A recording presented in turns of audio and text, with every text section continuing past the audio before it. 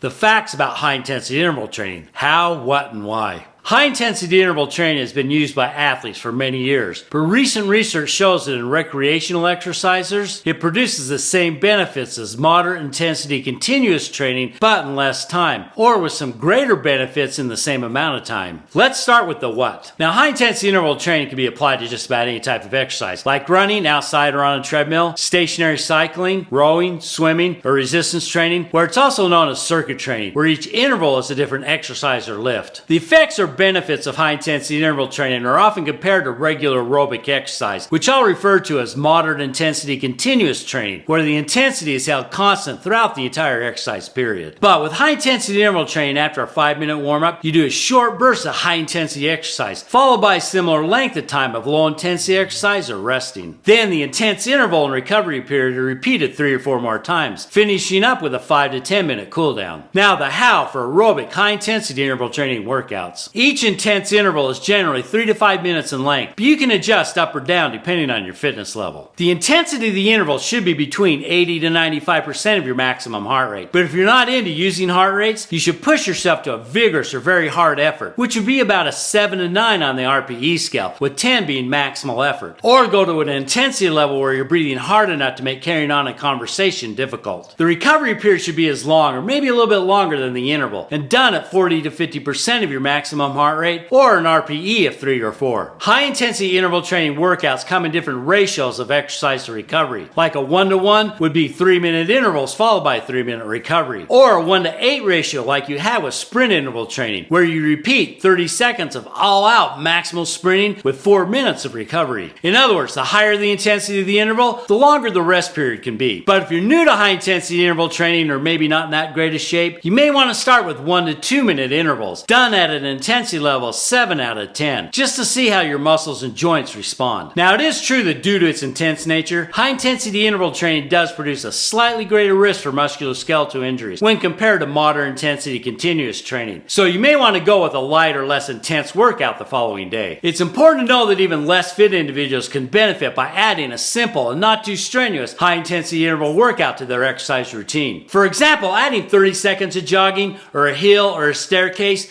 3 times while walking is a simple but good start. Then, over time, increase the intensity or length of the intervals, or add a second weekly high-intensity interval workout, or both. The intense effort required by high-intensity interval training brings me to the why, or their proven benefits compared to moderate-intensity continuous training, taken from various meta-analysis and review studies. Now, physiologically, the 2 keys to high-intensity interval training are the greater increase in metabolism and the stronger metabolic signal coming from the contracting muscles. Due in part to that higher metabolism, high-intensity interval training produces similar or maybe slightly greater fat loss, particularly visceral fat, compared to moderate-intensity continuous training. But the small amount of fat loss that occurs with either one is just not that impressive. Now, that stronger metabolic signal, it spreads throughout the body and causes, for one, an increase in BDNF, which supports better brain health and function. And two, that stronger signal produces even more muscle mitochondria compared to moderate intensity continuous training, leading to an even higher VO2 max or aerobic fitness level. And finally, there are health benefits to high intensity interval training. Along with helping with weight loss, it improves insulin sensitivity and blood pressure to a similar degree as moderate intensity continuous training, especially in individuals who are at risk for cardiovascular disease and diabetes. So while one of the benefits of high-intensity interval training over moderate-intensity continuous training is achieving the same benefits in less time, perhaps focusing on that greater metabolic stress being produced by your sore and tired muscles and all the benefits that brings will help get you through each interval and may be motivated to do just one more. As always, my answers come from peer-reviewed research linked in the comment section.